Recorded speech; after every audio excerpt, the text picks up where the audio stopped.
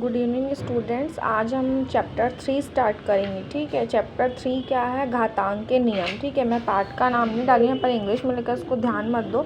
आप सभी के पास बुक है, बुक खोलो और बुक में देखो कि उसमें क्या लिखा है। उसमें लिखा है घातांक के नियम। अध्याय 3 क्या है? घातांक के नियम।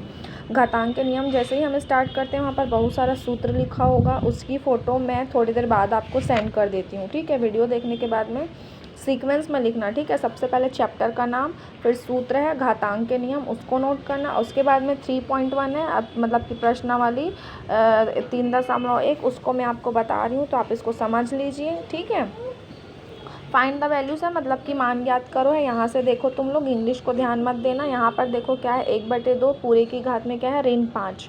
तो यहाँ पर देखो हमने क्या किया, हल किया 1/2 पूरे की घात ऋण 5, 1 की घात ऋण 5, 2 की घात में ऋण 5।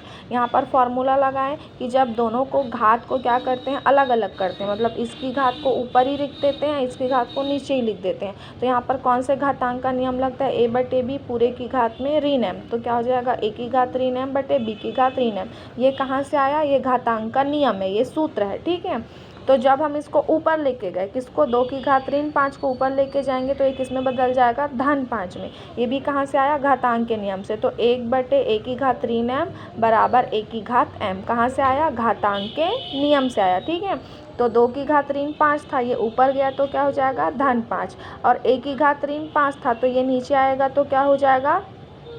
धन 1 की घात में धन 5। तो 1 का गुना 5 बार करो या 10 बार करो, क्या मिलेगा? 1 ही मिलेगा। तो 2 की घात कितनी बार है? 5 बार। तो 2 का गुना कितनी बार करेंगे? 5 बार। तो 2 गुणित 2 गुणित 2 गुणित 2, तो 2 दूनी 4, 4 दूनी 8, 8 दूनी 16, 16 दूनी 32। ये क्या हो गया तुम्हारा आंसर? आया समझ में? अब इसी का थर्ड क्वेश्चन है, तीसरा नंबर। इसको देखो क्या है, 6 की घात 7 बटे 2 की घात 3 गुणित 3 की घात 7 है ये प्रश्न। फिर से हल किए इसको, तो इस 6 को मैं क्या लिख सकती हूँ? 2 गुणित 3 लिख सकती हूँ क्या? क्योंकि क्या होता है, 2 तिया 6 और घात को वैसे ही रहने दिए तो उसको मैंने ब्रैकेट में लिखी।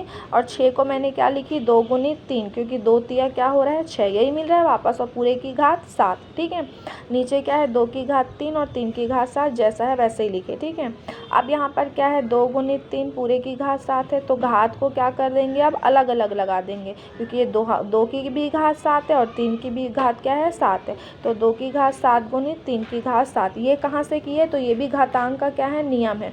a गुणित b पूरे की घात n, तो बराबर क्या होता है? a की घात n गुणित b की घात n। हर एक लाइन पे सूत्र लगता है, इसलिए सूत्र को बहुत अच्छे से आप याद करोगे। ठीक है, तो 2 की घात 7 गुणित 3 की घात 7 बटे 2 की घात 3 गुणित 3 की घात 7। ठीक है, अब इसको हल करेंगे आगे, तो यहाँ क्या हो जाएगा देखो तो, फिर से 1/a की घात m है, मतलब एक ही घात में कोई नंबर रहेगा, उसको जब ऊपर लेके जाते हैं तो उसकी घात किस में बदल जाती है? ऋण में बदल जाती है। तो यहाँ पर देखो क्या है, 2 की घात 3 है, ऊपर जाएगा तो ऋण 3, 3 की घात 7 है, ऊपर जाएगा तो ऋण 7। ठीक है, यही कि 2 की घात 7 गुणित 3 की घात 7 ऑलरेडी था, ये 3 था जो ऊपर लेके गए, 2 की घात 3 था तो ऋण 3 हो गया, 3 की घात 7 था तो जो ऋण 7 हो गया। ठीक है, अब आपको पता है कि जो आधार समान रहते हैं, मतलब ये भी 2 है ये भी 2 है, तो इसकी घात क्या हो जाएंगे और इनके बीच में कौन सा निशान है? गुना का। जैसे कि ये देखो, a की घात m गुणित a की घात n, मतलब कि a की जगह पर क्या है? 2 है ना। तो और घात अलग अलग है, 1 की घात में 7, 1 की घात में 7 है और 1 की घात में क्या है? ऋण 3 है। तो दोनों की घात का क्या हो जाता है? जुड़ जाता है। तो 2 के लिए अलग लगाएंगे और 3 के लिए अलग लगाएंगे। तो 2 की घात 7 धन, लेकिन ये घात में क्या है? ऋण 3 है, तो उसको ब्रैकेट में लिखिए ऋण 3। ठीक है, फिर 3 की घात में 7 और यहाँ पर भी क्या है? धन, और लेकिन 3 की घात में ऋण 7 है, तो इसको भी क्या लिखे? ब्रैकेट में लिखे। ठीक है, एक धन है एक ऋण है, क्या हो जाएगा? ऋण हो जाएगा घात में ना। यहाँ पर भी एक धन है एक ऋण है तो क्या हो जाएगा? ऋण हो जाएगा। तो 2 की घात में 7 ऋण 3 गुणित 3 की घात में 7 ऋण 7, तो 7 में से 3 गया तो कितना हो जाएगा? 4, और 7 में से 7 गया तो क्या हो जाएगा? 0। ठीक है, अब फिर से यहाँ पर एक घातांक का नियम लगता है, किसी भी संख्या की घात में अगर 0 है तो उसका मान क्या हो जाता है?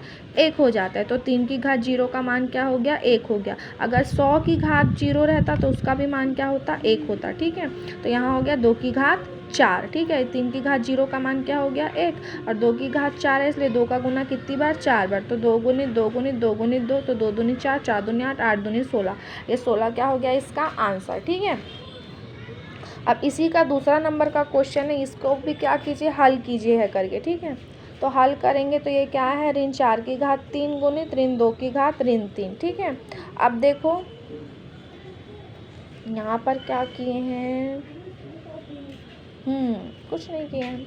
लग रहा होगा कि मैडम गुना का निशान आप इसको बटे में क्यों लेके आ गए करके, लेकिन यहाँ पर बेटा क्या है, ऋण 2 की घात क्या है, ऋण 3 है, ठीक है। तो यहाँ पर देखो ऋण 2 की घात में क्या है, ऋण 3 है। तो जब किसी की घात में ऋण रहता है और जब हम उसको ऋण को हटाना है तो वो किस में चले जाता है, बटे में चले जाता है। इसलिए ऋण 4 की घात 3, इस ऋण को धन में क्यों बदले हैं, क्योंकि ये कहाँ चले गया, भाग में आ गया, ठीक है।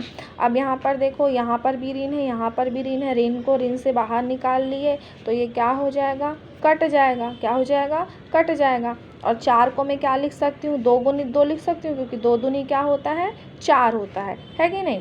अब यहाँ पर देखो, यहाँ पर नहीं, गलत था, मैंने ये डायरेक्ट कर दी थी, यहाँ पेंसिल से लिखी हूँ, उस पर ध्यान देना। 2 की घात 3 गुणित 2 की घात 3 गुणित ये 2 की घात 3 है, इसको ऊपर लेके गए तो ये किस में बदल जाएगा, ऋण 3 में बदल जाएगा, ठीक है। कहाँ से आया, घातांक के नियम से। यहाँ पर मैं फॉर्मूला नहीं लिखी हूँ, लेकिन आपको लिखना है, ठीक है। तो 2 की घात 3 गुणित 2 की घात में 3 ऋण 3, ये धन 3 है, ये ऋण 3 है ना। तो दोनों का 3 और 3 क्या हो जाएगा, 0, और 1 2 की घात 3, तो 2 गुणित 2 की घात 0, फिर से 2 की घात 0 का मान कितना हो गया, 1, और 2 की घात 3 है तो 2 का गुना कितनी बार, 3 बार, तो 2 गुणित 2 गुणित 2, तो 2 दूनी 4, 4 दूनी 8, ठीक है। आया समझ में। आज आप लोग यहीं तक करो। मेरे ख्याल से मैं आप लोग को घातांक पहले भी 7th क्लास में थोड़ा सा पढ़ाई थी, है ना। उसी के जैसे इसमें बहुत सारे फार्मूले लगते हैं, आपको ध्यान देना है, ठीक है। अब होमवर्क आपको मैं सेंड करूँगी। चलो बाय।